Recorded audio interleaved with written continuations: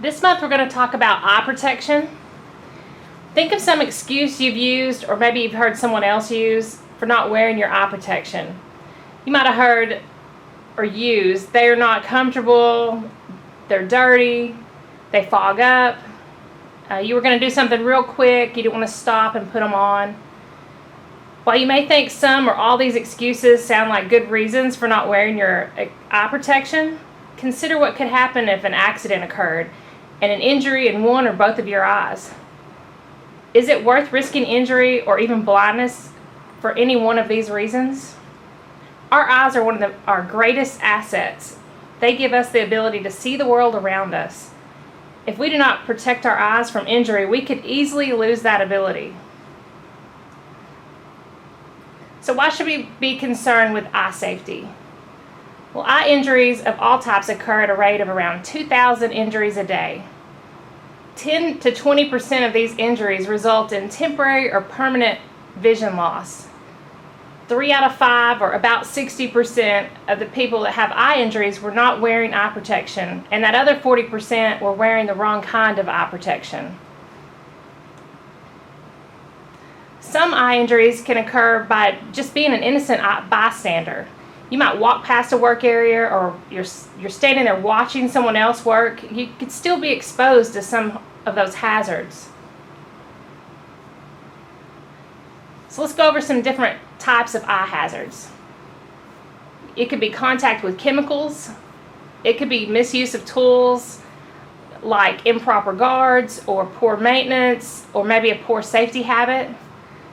It could be harm light radiation, like ultraviolet, infrared, or lasers. This could be from welding or maybe on a tool that has a laser. It could be from flying objects.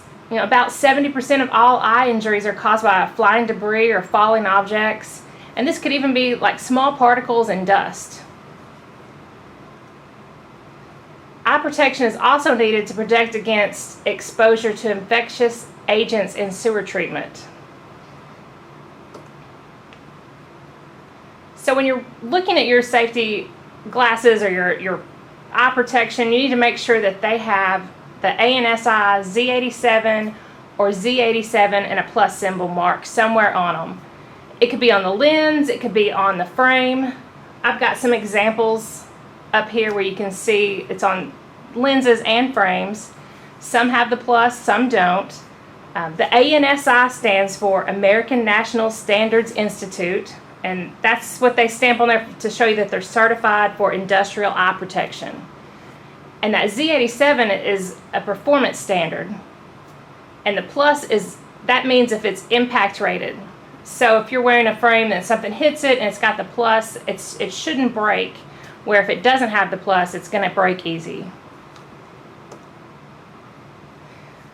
You should always use the appropriate eyewear for the job. So if you're welding, you're going to want a welding helmet with different shade filters that you can have in there. If you're working with chemicals, you're going to want to use goggles so that they seal around your eyes.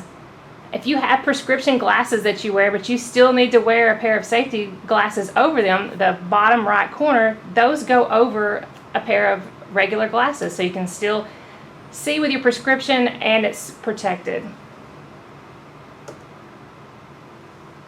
Use safety glasses that wrap around your eyes or have side shields whenever there's a risk of flying objects entering into your eye. And if there's a risk for a potential exposure to the splashes or hazardous liquids for your eyes, you need to wear the goggles because they're going to seal around the eyes. And for all types of welding, you're going to want a welding helmet equipped with the correct shade filter that is required. So here's a few tips to protect your eyes. You're going to turn containers away from your face when you're opening them. You want to remove protective eyewear only after turning off the tool or completing the job that you're doing. Replace cracked, pitted, or damaged goggles or glasses. Stop and relax the eyes if they're becoming strained. Be certain that protective eyewear is approved for the hazardous environment that you're in. And keep sharp and pointed objects away from your face and eyes.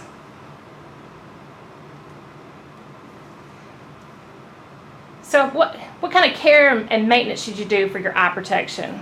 Well, first off, you want to make sure that that eye protection is going to fit you properly and it's staying fitting properly. And before you use it, you're going to want to check it for cracks, scratches, damages, and if it does have something wrong with it, you want to replace it. And when you're not wearing it, you want to store it somewhere that's a clean environment.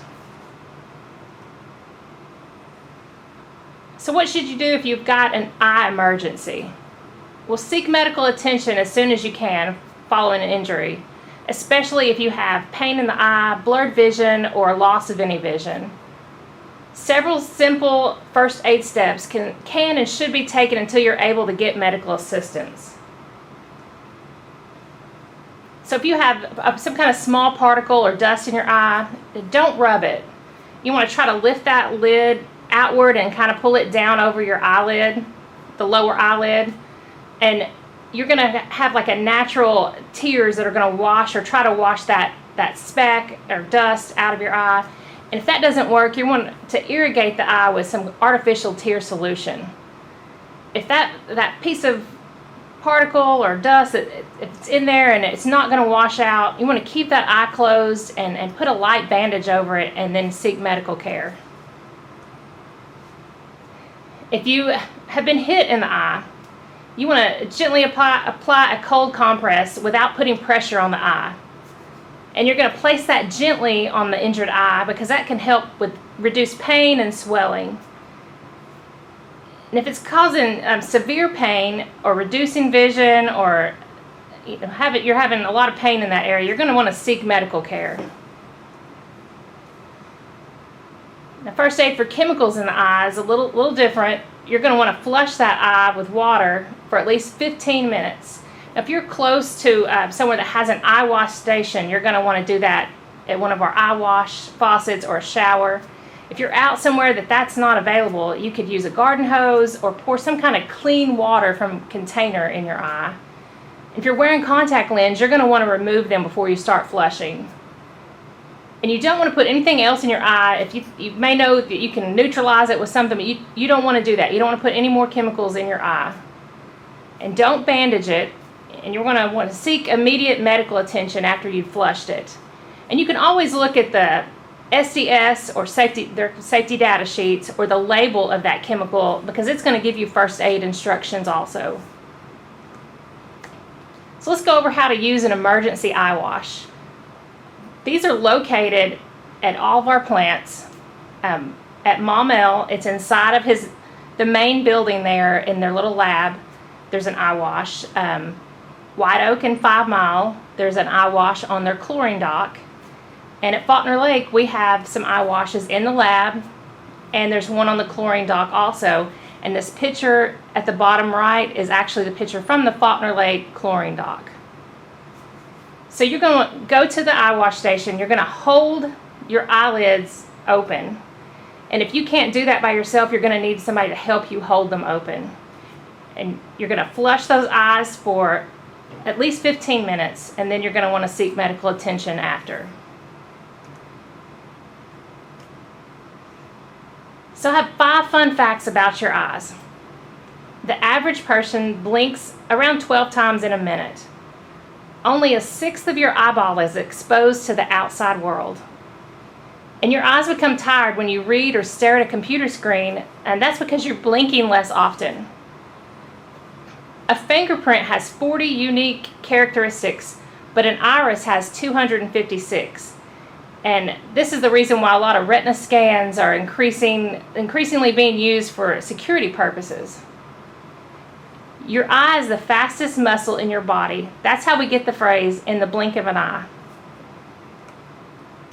And I have a short video. It's going to go over some different safety glasses or eye protection, and if they're not the correct kind that you're wearing, what can happen.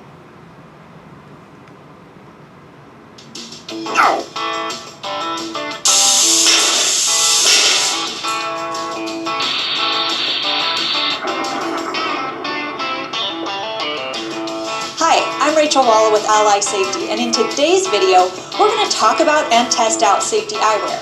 It's going to be fast, it's going to be fun, so let's get into it.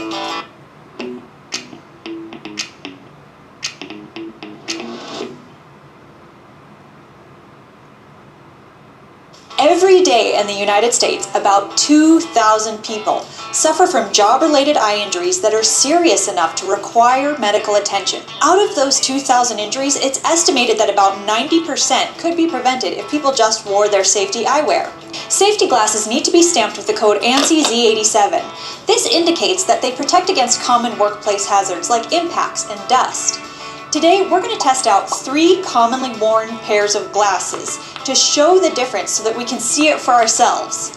No pun intended.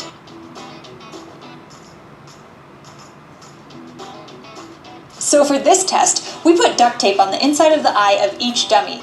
Let's see how they do in each different pair of glasses.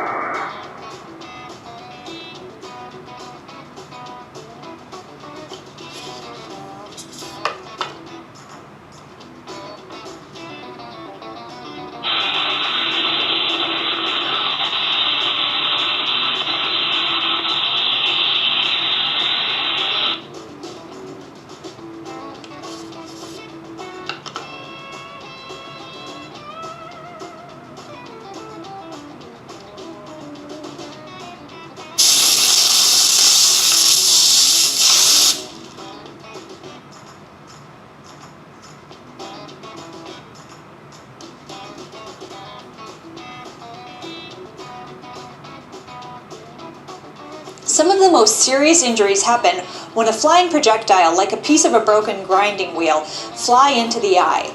Now, if you have a pair of safety glasses that are marked with the Z87 and a plus sign, it means that they're impact resistant. These are just ordinary glasses. What we're going to do is we're going to test each pair of eyewear against a nail gun. So let's see how they do.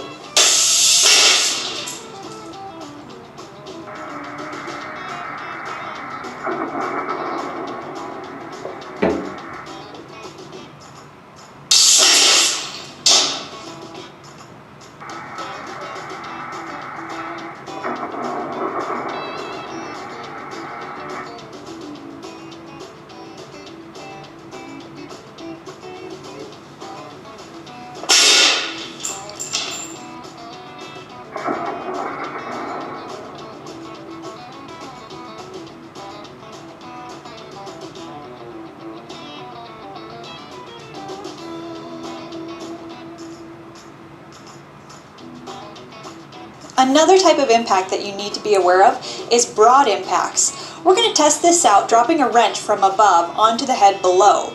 This is meant to illustrate somebody working or mechanicking on something above and dropping their wrench on themselves.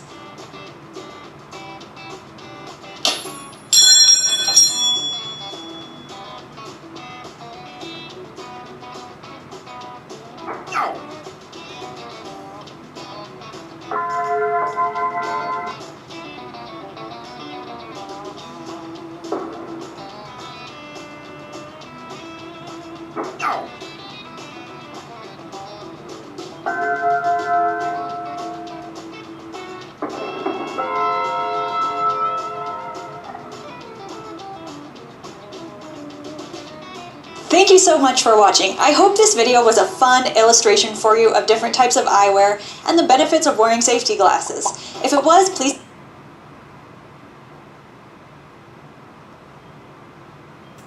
So if you have any questions or comments, I'll try to answer those. You can stop by the lab building or you can call me at extension 104.